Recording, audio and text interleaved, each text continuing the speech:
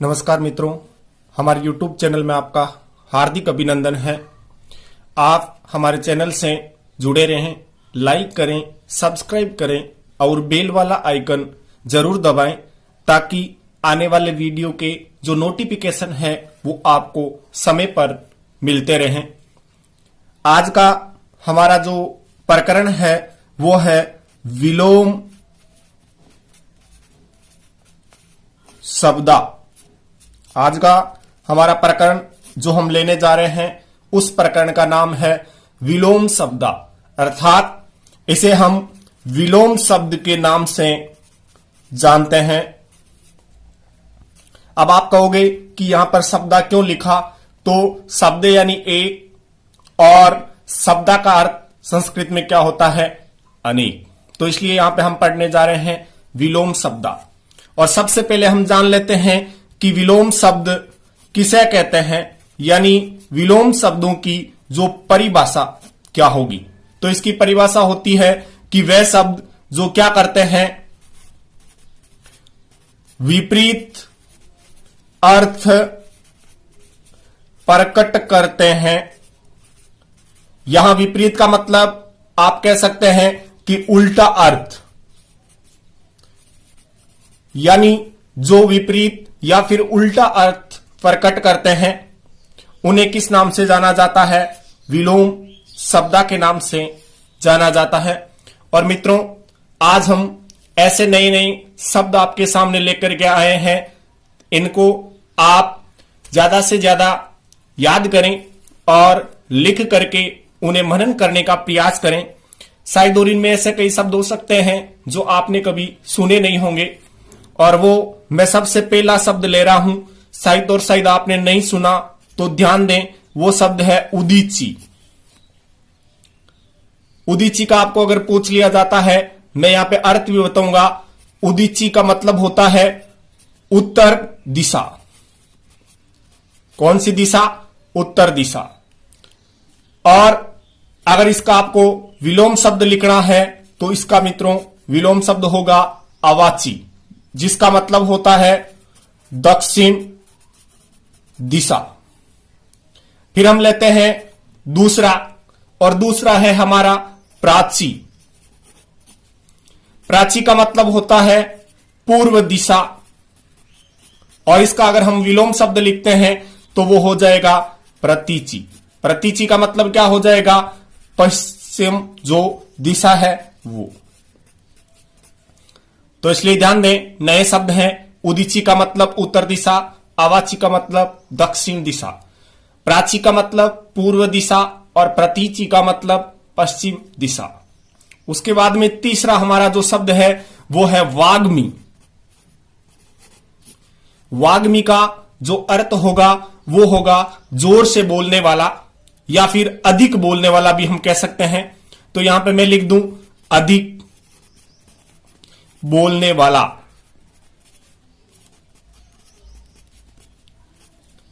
आपको इसका विलोम शब्द आता होगा, नहीं आता तो ध्यान दें, इसका विलोम शब्द होगा मितभाषी। मितभाषी का मतलब होता है, वैसे मीठा बोलने वाला भी होता है, और हमें पता है कि हमें मीठा कौन लगता है, जो उचित यानी बराबर और धीरे बोलता है वह। तो इसलिए यहां पे मैं लिख सकता हूं धीरे बोलने वाला। उसके बाद में नंबर 4 पे हम ले रहे हैं कुत्सा। इसका तो आपको आता होगा, नहीं आता तो ध्यान दें। पहले कुत्सा का अर्थ क्या होता है। कुत्सा का मतलब होता है बुराई करना। मित्रों, कुत्सा का जो अर्थ होगा वो क्या होगा, बुराई करना, या फिर आप कह सकते हैं निंदा करना। तो यहां पे इसका मैं विलोम शब्द लिखने जा रहा हूं स्तुति। स्तुति का मतलब क्या होता है, किसी की प्रशंसा करना या फिर प्रार्थना करना। प्रशंसा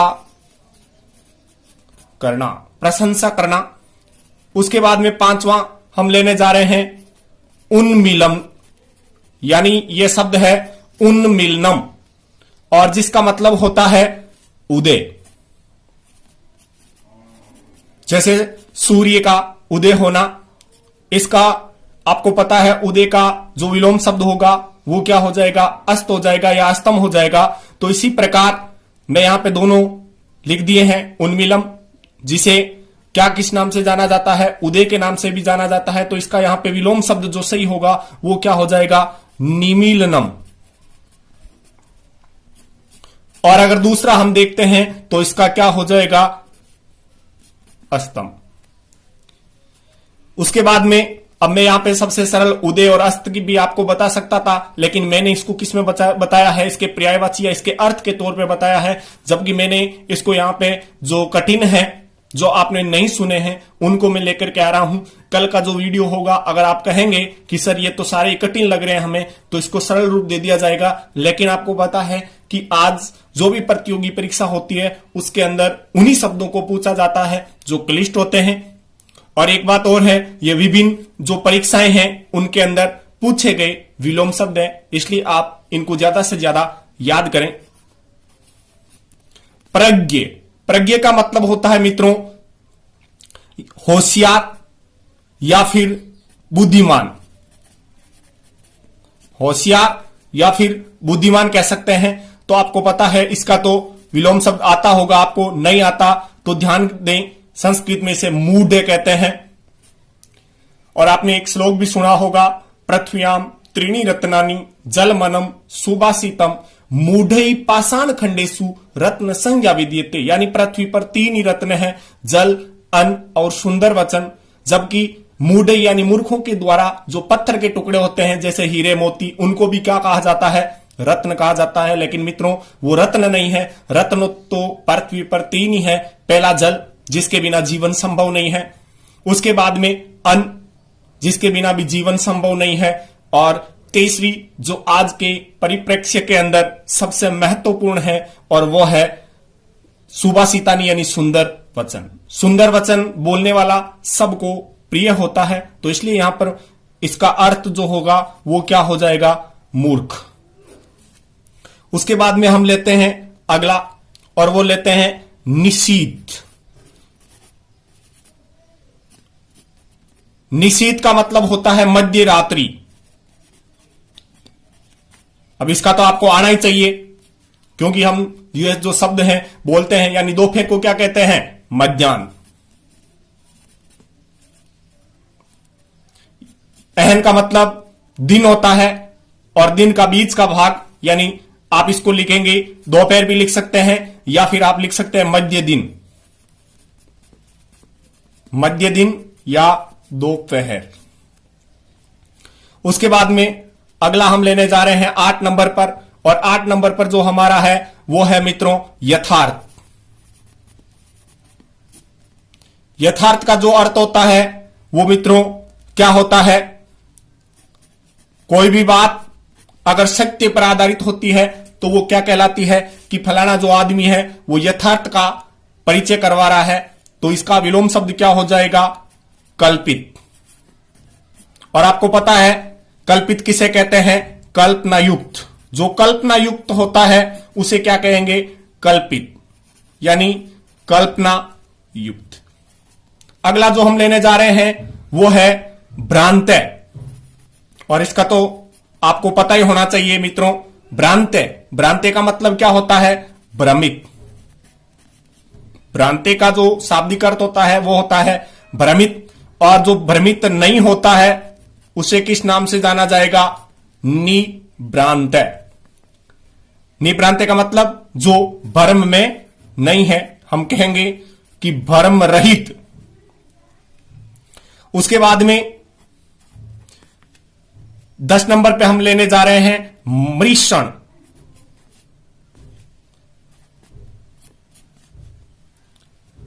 तो ध्यान दें, इसका मतलब होता है मुलायम। क्या अर्थ होगा मित्रों, मुलायम। और मुलायम का जो विलोम शब्द होता है वो क्या होता है, रूक्ष। रूक्ष का मतलब हो जाएगा रूखा या फिर कठोर। उसके बाद में 11 नंबर पर हम लेने जा रहे हैं कलुषम। मित्रों कलुषम का मतलब होता है कलंक। और उसके बाद में इसका जो विलोम शब्द होगा वो क्या होगा, निष्कलुषम। निष्कलुषम का मतलब क्या हो जाएगा, कलंक रहित।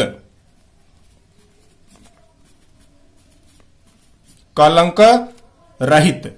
अगला हम यहां पर लेंगे और वो है हमारा उन्मुख। ये तो आप जानते ही हैं, उन्मुखम का मतलब होता है उन्नति की ओर, या फिर उन्नति कह सकते हैं कि फलाना आदमी उन्मुख है, इसका मतलब वो उन्नति कर रहा है। उत्दननति, इसका संधि विच्छेद होता है। और इसका जो हम यहां पे विलोम शब्द पढ़ेंगे वो हो जाएगा अवांग मुखम। अवांग मुखम का मतलब क्या होता है, पतन की ओर। पतन की ओर। अगला हमारा जो यहां पे हम 13 नंबर पे लेने जा रहे हैं वो होगा हमारा पृथु। और पृथु का मतलब होता है मोटा। तो इसका जो विलोम शब्द होगा वो क्या होगा, तनु। ध्यान दें मित्रों, तनु यानी शरीर भी होता है और तनु का मतलब छोटा भी होता है। तो इसलिए हम यहां शब्द के आधार पर इसका विलोम शब्द जो लेंगे वो क्या हो जाएगा, तनु। और तनु का मतलब क्या होता है, छोटा। अगला हमारा जो 14 नंबर पे हम विलोम शब्द लेने जा रहे हैं वो हमारा है चिन्मय। चिन्मय, जिसका जो विलोम शब्द है वो होता है क्या, वैसे हम अगर इसका अर्थ लेते हैं तो मित्रों चिन्मय का मतलब होता है तना। और अगर घर पे, मकान पे, भवन पे अगर हम इसको लेते हैं तो चिन्मय का मतलब होता है छत। और इसका जो विलोम शब्द है वो क्या होता है, जड़। और उस जड़ का अर्थ क्या हो जाएगा, नींव। लेकिन यहां पे चिन्मय का मतलब तना और जड़ का मतलब जो इसका भूमि के अंदर एक क्या होता है, भूमि के अंदर मूल भाग या भाग किस नाम से जानी जाती है, जैसे किसी पौधे की जड़। और उसका विलोम शब्द क्या हो जाता है यहां पे, चिन्मय। अब हम लेते हैं अगला और वो है हमारा नरादम। ये तो आपको आता ही होगा। नरादम का मतलब होता है मनुष्यों के अंदर जो मूर्ख व्यक्ति कह सकते हैं या फिर जो छल करने वाला। नरादम का मतलब छल करने वाला व्यक्ति।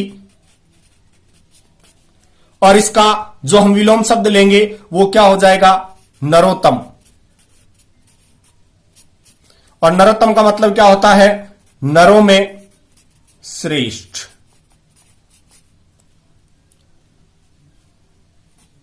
अगला हम लेने जा रहे हैं 16 नंबर और वो है मित्रों प्रदोष। इसके बारे में आप जानते होंगे। प्रदोष यानी शाम का जो एक समय होता है उसे प्रदोष के नाम से जाना जाता है। और इसका विलोम शब्द होगा प्रत्युषय।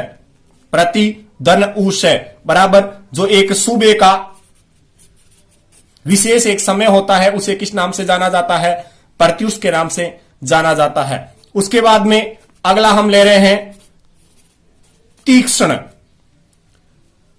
ध्यान दें, तीक्ष्ण का मतलब तीखा भी होता है, लेकिन हम यहां पे ले रहे हैं तीक्ष्ण का मतलब जैसे तीक्ष्ण बुद्धि तो तेज बुद्धि वाला। तो इसलिए यहां पे मंद बुद्धि वाले को क्या कहेंगे हम, कुंठित। तो कुंठित जिसका मतलब क्या हो जाएगा, मंद बुद्धि। उसके बाद में यहां पे तेज बुद्धि वाला तो ये क्या हो गया, मंद बुद्धि वाला। एक अच्छा शब्द है और वो है स्वास्थ्य।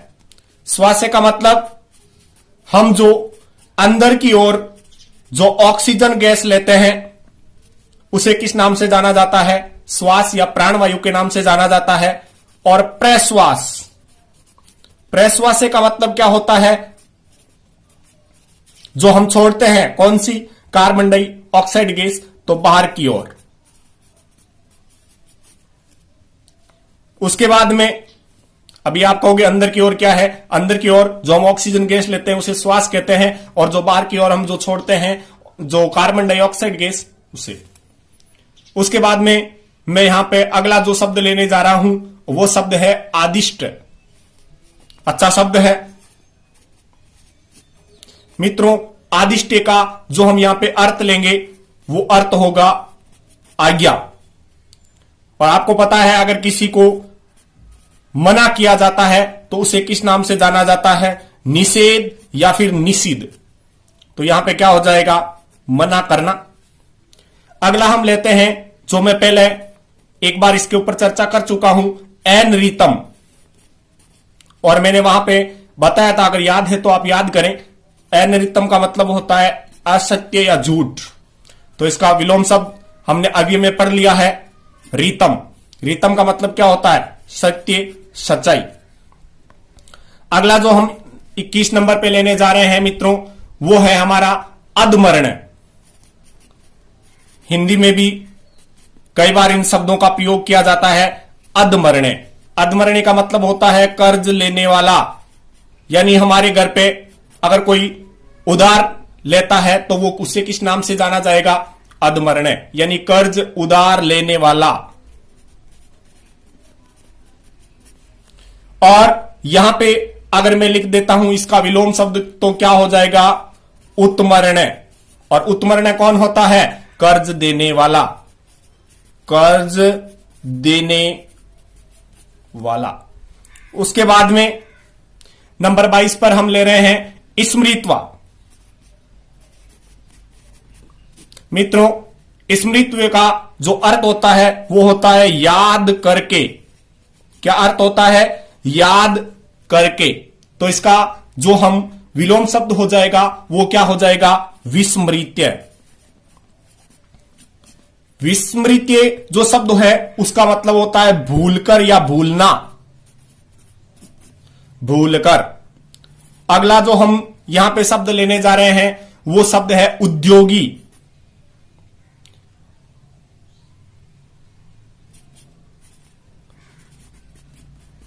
उद्योगी जिसका मतलब होता है परिश्रमी। क्या अर्थ होता है मित्रों? परिश्रमी। और इसका आप सब जानते हैं कि जो परिश्रम न करता है वो अल से कहलाता है। और अल से को हिंदी में किस नाम से जाना जाता है? आलसी व्यक्ति के नाम से जाना जाता है। इसके ऊपर एक श्लोक भी है कि उद्यमेन ही सिद्ध्यन्ति कार्याणि ने मनोरथई नहीं सुप्त सिंहस्य परिविशन्ति मुखई मृगा। यानी परिश्रम करने वाले जो व्यक्ति होता है उससे ही सारे कार्य सिद्ध होते हैं। यानी परिश्रम से ही कार्य सिद्ध होते हैं, नेकी सोए रहने से, अर्थात बिना परिश्रम करने से। तो जिस प्रकार अगर कोई जंगल का राजा शेर है वो भी अगर सो जाता है तो क्या उसके मुख में कभी भी कोई हिरण है वो आकर के प्रवेश करेगा? नहीं। तो इसके लिए क्या करना पड़ेगा? शेर को अपने शिकार के लिए भागना पड़ेगा और हिरण को परिश्रम करना पड़ेगा। किसके लिए? अपनी जान बचाने के लिए। तो मित्रों यहां पे ध्यान दें, आज हमारी भी स्थिति है कि आज हम लॉकडाउन के तहत घर में बैठे हुए हैं। तो घर में बैठे भी हम निठल्ले ना बैठे रहें, किसी न किसी प्रकार का काम करते रहें। इसलिए विद्यार्थियों से विनम्र निवेदन है कि आप जो जितनी क्लास के अंदर आपको जो पढ़ाया जा रहा है उसको आप समय रहते याद कर लें, ताकि एक बार आपने याद कर लिया तो हमारी जो आगे की क्लासें हैं वो बहुत ही सरल हो जाएगी। और मैं वही शब्द बता रहा हूं जो संधि में हमारे आएंगे। फिर आप कहोगे कि सर ये कहां से लेके आ गए? जैसे वहां उद्योगी शब्द ने आकर के और उद्योग शब्द आता है कि इसका संधि विच्छेद करो तो उत्दन योग है। ध्यान दे मित्रों। अगला हम लेते हैं नक्तम। नक्तम का मतलब मैंने बता चुका हूं मैं, यहां पे रात्रि होता है। और इसका जो हम विलोम शब्द लेंगे वो दिनम लिख सकते हैं या फिर दिवा, जिसका मतलब होता है दिन। अगला हमारा जो शब्द है वो हम शब्द ले रहे हैं पृष्ठ। पृष्ठ का मतलब क्या होता है? पीठ के पीछे, वो क्या कहलाता है? पृष्ठ। और मुखम जिसका मतलब हो जाता है सामने। अब ध्यान दें, पृष्ठते और अग्रते जो शब्द आता है वो भी इसका एक दूसरे के विलोम शब्द है। लेकिन हम यहां पे जो शब्द आया, क्योंकि शब्द का वाक्य में अर्थ के आधार पर उसका जो प्रयोग होता है उसके आधार पर उसका अर्थ लिया जाता है। इसलिए आप ध्यान दें कि यहां पर जितने भी शब्द बताए गए हैं उनको आपको अर्थ सहित बताया गया है। इसलिए अच्छी तरीके से मन लगा करके तैयारी करते रहें और हमारे चैनल को आगे से आगे जो जितने भी वीडियो आ रहे हैं उनको आप शेयर करें, ताकि जितने भी जो विद्यार्थी है वो इसका लाभ उठा सके।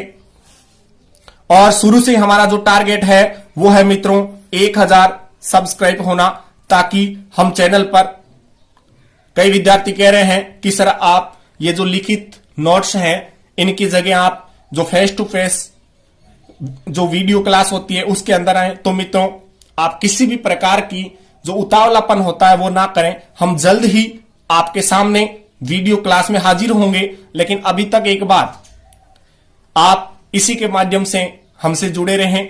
धन्यवाद।